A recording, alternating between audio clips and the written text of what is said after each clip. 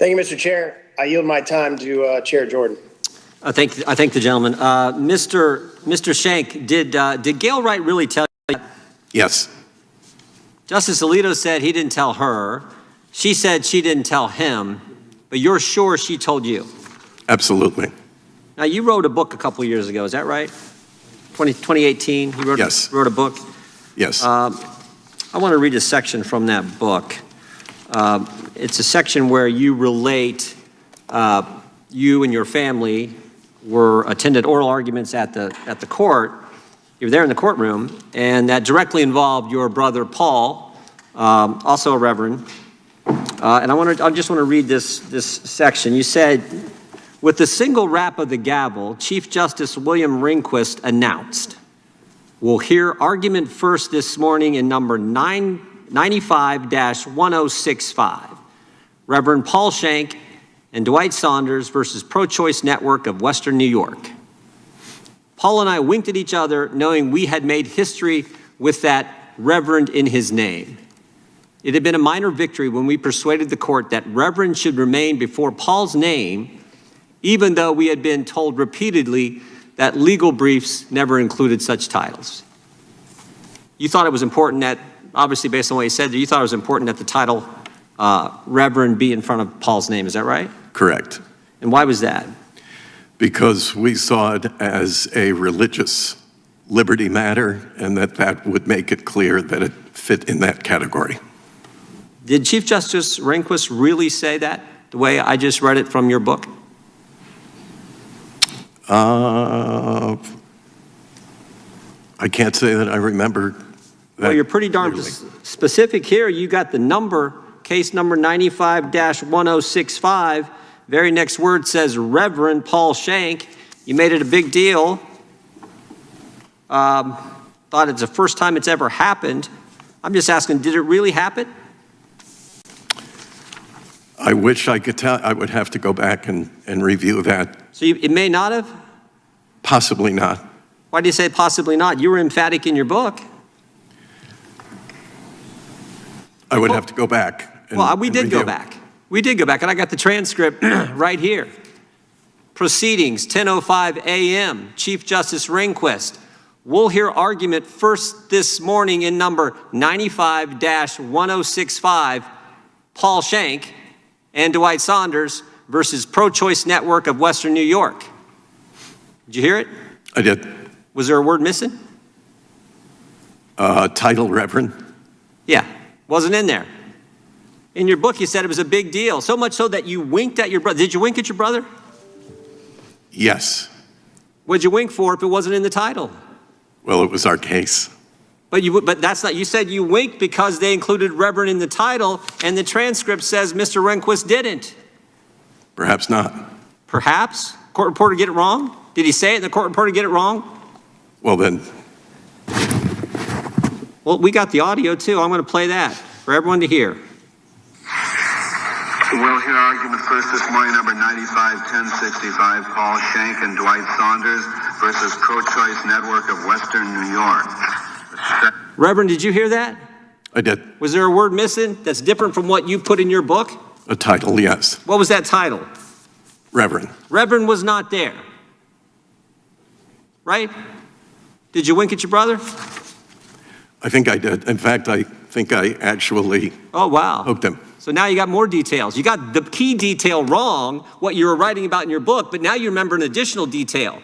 You not only winked, you elbowed your brother. Even though the reason for the wink in your writing was the fact that Reverend was using the title, something that had never been done, but it wasn't used. But we're supposed to believe you today. We're supposed to take your word over Justice Alito's word. We're supposed to take your word over a lady who gave you dollars donated to your cause, Miss Gail Wright. You're disparaging her name, Justice Alito's name, and the court. And you have this, which obviously didn't happen. We got the transcript, we got the audio, but you made it a big deal in your book. One thing I've learned, people who mislead folks on small things, mislead them on big things. And you know what? You can lie in a book, it's not a crime. You can lie to the New York Times, that's not a crime. But when you come in front of Congress and you say things that are not true, you're not allowed to do that. You're not supposed to do that. And we have seen it.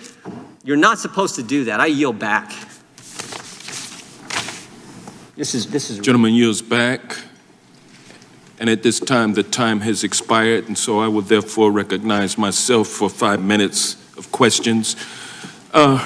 Reverend Schenck, I've been in Congress now for 16 years, and never have I witnessed the kind of savage attack that has been levied against you today.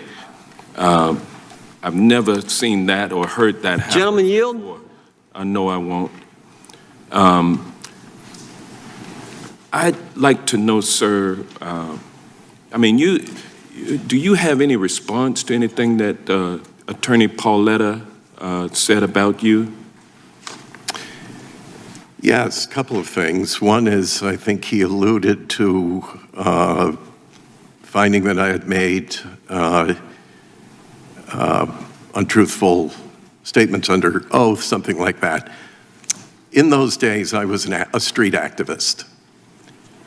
And these were, there were a number of criminal proceedings. At that time, we felt we were not, those of us who were activists were not obligated to incriminate ourselves.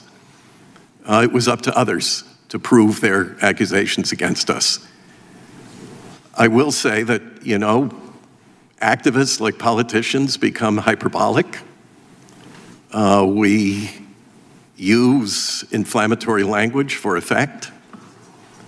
At this season of my life, when the most important things to me are the love of my family, the hugs of my new grandchild, and really, you know, probably the last third of my professional career and maybe life.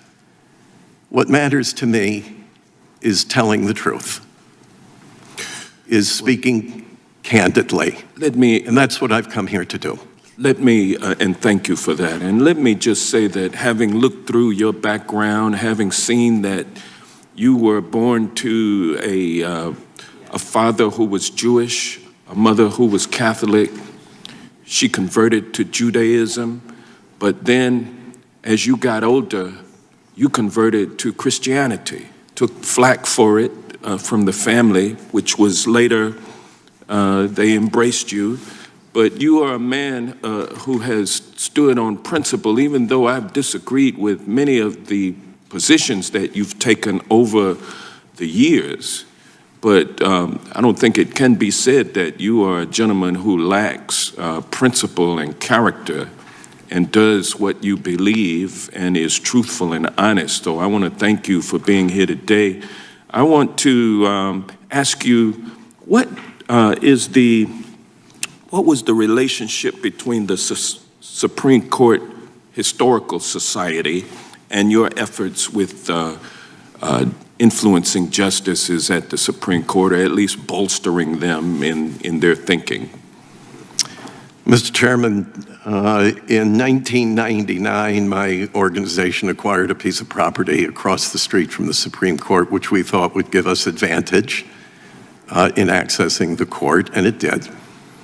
And at that time, I discovered the existence of the Supreme Court Historical Society, and in particular that it sponsored an annual dinner inside the court, hosted by the Chief Justice, often attended by most of the other associate justices, and that one could join this society and enjoy access to those events, which I did. I joined the society, and it became an entry point for our work. And you actually had donors to raise money for the Supreme Court Historical Society, is that correct? Yes, I encouraged our people to contribute generously. Do you have any idea how much money you were able to raise for the Supreme Court Historical Society and what that money may have been used for?